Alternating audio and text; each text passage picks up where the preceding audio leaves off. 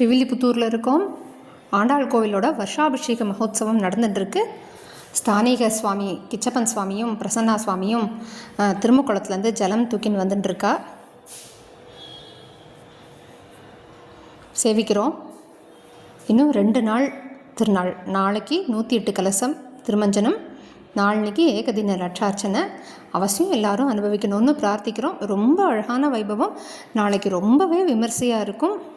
அவசியம் எல்லாரும் அனுபவிக்கணும்னு பிரார்த்திக்கிறோம்.